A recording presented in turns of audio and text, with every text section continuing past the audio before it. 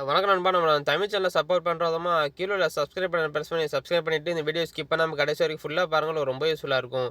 இன்றைக்கி நம்ம எந்த கேஜெட்டை பற்றி பார்க்க போகிறோம்னு சொல்லி பார்த்தீங்கன்னா, சாம்சங் பிராண்டில் ஒரு அட்டகாசமான இயர்பட்ஸ் பற்றி பார்க்க போகிறோம். அது பேருன்னு பார்த்தீங்கன்னா சாம்சங் கேலக்ஸி பட்ஸ் 2 அப்படிங்கிற இயர்பட்ஸை பற்றி தான் பார்க்க போகிறோம். முதல்ல நம்ம இதோட டிசைனை பற்றி பார்ப்போம். இதோட டிசைனை பார்த்தீங்க அப்படின்னா, நல்ல கூழாங்கல் ஷேப்பில் சார்ஜிங் கேஸ் வந்து நல்ல கூழாங்கல் ஷேப்பில் பார்க்க அட்ராக்டிவாக நல்லா குட்டியாக காம்பாக்டாக கொடுத்துருக்காங்க. நீங்கள் உங்கள் உள்ளங்கையில் வச்சு மூடிடலாம், அவ்வளோ காம்பாக்டாக அழகாக கொடுத்துருக்காங்க. இதோட பில்டு குவாலிட்டி பொறுத்த வரைக்கும் இது வந்து கம்ப்ளீட் பிளாஸ்டிக் மெட்டீரியல் தான் கொடுத்துருக்காங்க. பிளாஸ்டிக் மெட்டீரியலும் பார்த்தீங்கன்னா நல்லா ஹார்ட் பிளாஸ்டிக்காக கொடுத்துருக்காங்க. ஸோ நீங்கள் அவ்வளோ சீக்கிரம் கீழே போட்டாலும் உடையாத மாதிரி தான் நல்லா ஹார்ட் பிளாஸ்டிக்காக கொடுத்துருக்காங்க. அதே போல் சார்ஜிங் உள்ள ஃப்ரண்ட்டில் பார்த்தீங்க அப்படின்னா ஒரே ஒரு எல்இடி இண்டிகேட்டர் கொடுத்துருப்பாங்க.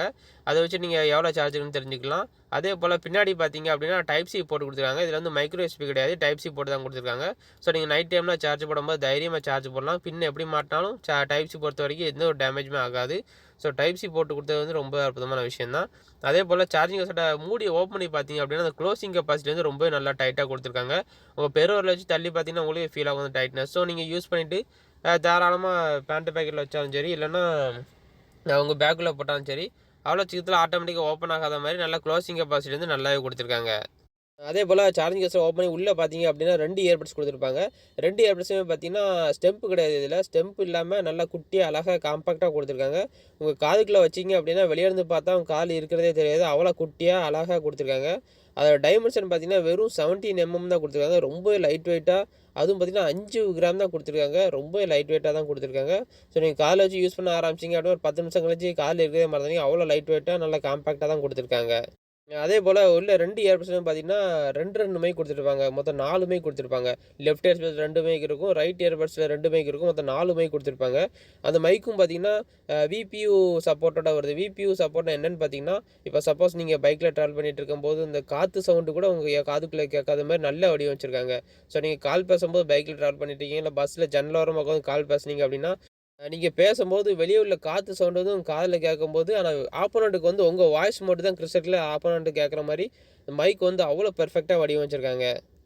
அதே போல் ஆடியோ குவாலிட்டி வந்து இயர்பட்ஸ் வந்து ரொம்ப அற்புதமாக கொடுத்துருக்காங்க. ஏன்னு சொல்லி பார்த்தீங்கன்னா, இது வந்து 2 சேம்பர் ஸ்பீக்கர்னு சொல்லுவாங்க. அது எதுக்குன்னு சொல்லி பார்த்தீங்கன்னா ஊஃபர் ப்ளஸ் ட்வீட்டர் ஸ்பீக்கர்னு சொல்லுவாங்க. நம்ம ஹோம் தேட்டரில் யூஸ் பண்ணுற மாதிரி ஊஃபர், அப்புறம் சைடில் சில் ஸ்பீக்கர்னு சொல்லுவாங்க தெரியுமா, அதே மாதிரி இதில் வந்து ஊஃபர் தனியாக இருக்கும், ட்வீட்டர் தனியாக இருக்கும். அப்படி டியூல் சேம்பர் ஸ்பீக்கர்னு சொல்லுவாங்க. ஸோ ஆடியோ குவாலிட்டி வந்து அவ்வளோ பஞ்சியாக இருக்கும். பேஸ்லாம் பார்த்தீங்கன்னா அவ்வளோ பஞ்சியாக இருக்கும்.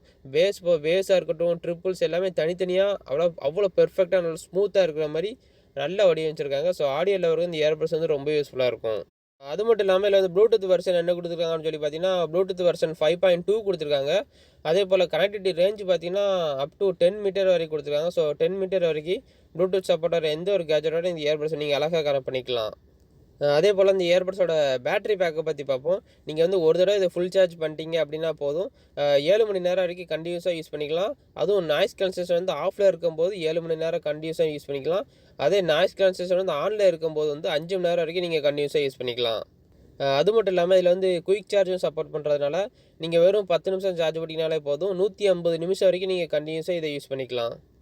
அதே போல் இதில் வந்து ஆக்டிவ் நாய்ஸ் கேன்சலேஷனும் சப்போர்ட் ஆகிற மாதிரி தான் கொடுத்துருக்காங்க. ஸோ நீங்கள் இதை யூஸ் பண்ணி இப்போ ரொம்ப க்ரௌடாக இருக்கிற ஏரியாவில் நீங்கள் புக் படிக்கணும்னு நினச்சிங்கன்னா, நீங்கள் ரொம்ப டிஸ்டர்பன்ஸாக இருக்குது அப்படின்னு நினச்சிங்கன்னா, இந்த நாய்ஸ் கேன்சலேஷன் மட்டும் ஆக்டிவேட் பண்ணிட்டீங்கன்னா போதும், இது வந்து 90% வெளியே நடக்கிற சவுண்டை ஃபுல்லாக கம்ப்ளீட்டாக டம்ப் பண்ணிவிட்டு உங்களை ஒரு தனி உலகத்தில் இருக்கிற மாதிரி நல்லா, அது எப்படி சொல்கிறது, உங்கள் கால் எந்த சவுண்டுமே கேட்காது. வெளியே நடக்கிற சவுண்டு வந்து 90% வரைக்கும் உங்கள் கால் எதுவுமே கேட்காது. நீங்கள் ஒரு தனி உலகத்தில் இருக்கிற மாதிரி இருக்கும். ஓகே, நம்ம இந்த வீடியோ உங்களுக்கு பிடிச்சுன்னு நினைக்கிறேன். மறக்காமல் சேனல் சப்ஸ்கிரைப் பண்ணிக்கோங்க.